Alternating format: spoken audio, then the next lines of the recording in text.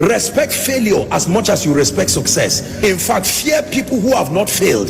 They are too innocent to counsel you. There is a requisite level of failure you must carry as a badge to balance your understanding in counseling people. Believe me, anybody who comes to you with 100 over 100 is still a child in the school of success. There is a requisite scar that gives you a balanced perspective.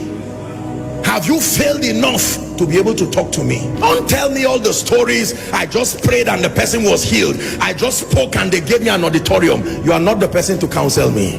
I respect you. Carry your results until you learn the other side of life.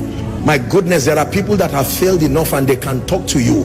When they talk to you, they utter from their pain. Their pain has been turned to wisdom. Every sentence is a life lesson.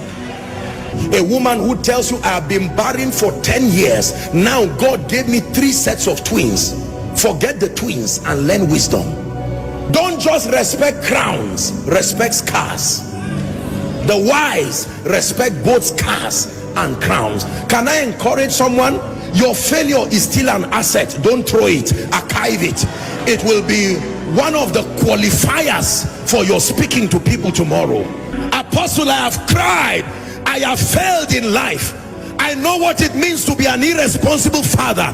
Don't throw that experience, archive it. One day you will use from that wisdom and mentor an arrogant young man who thinks life is so easy. Most times when we are starting out in life, because of the leverage of prayer, the prophetic, or generally life just playing games with you, you can believe life is so easy and you are wondering, so why are people crying like this? I just got married and 3 months it's been so rosy. In fact, my wife is the best thing that has happened to me. And you go online and embarrass yourself. And someone who has been married for 15 years, he said, may God help you. After 2 years, you just turn and start saying life is unpredictable. All these unwise things that people do. Do not just respect those who have succeeded alone. Respect those who have failed. Not everybody fails. Respect those who have failed. Failure is an asset when you can turn it to power. Paul said, let no man trouble me. It is not only anointing that I have, there are scars. Gentlemen, don't just look for those who live in mansions. Go and look for mama and let her teach you the secret of happiness in a hut.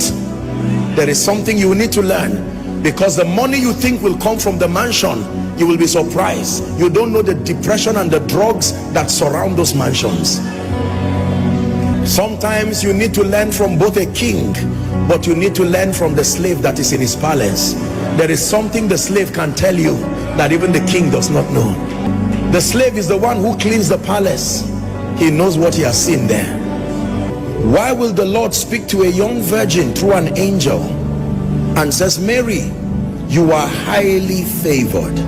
And the next thing that follows that woman is pain, controversy. There was nothing in the life of Mary that I have seen that looked like favor. An angel comes from heaven and says you are highly favored. I would expect the king to call her and say, I had a dream. There is free land for you. As soon as Jesus is born, you become tax-free. That sounds to me like favor. So God calls scar favor. He calls controversy favor. He calls pain favor. Why would you say a woman is high? God is speaking to someone.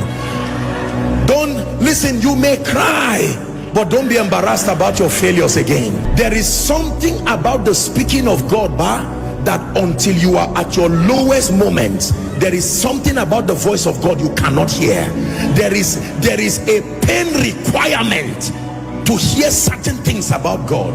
Tonight's message is very deep. For some of you, you really will not understand it this night. You are too innocent. You have been shielded by the sacrifices of others. You may not really understand this. There is a pain requirement that brings out the clarity and the purity of the voice of God. There is a way a man of God fails and fails and fails in ministry, that he goes back and he says, Lord, teach me. When he writes a book about the leadership of the Spirit, read it. That pain has purified any flesh and the need to make a name. It's gone. That is the reason why when people go through things and they come out of it, they usually come out with an anointing. Barren for 16 years, laughed at by people.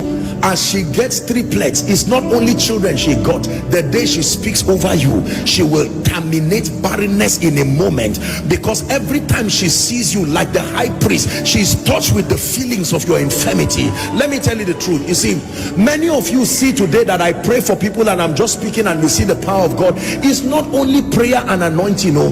There is a pain requirement that has reached down to the bowels of power and has drawn genuine, authentic spiritual power.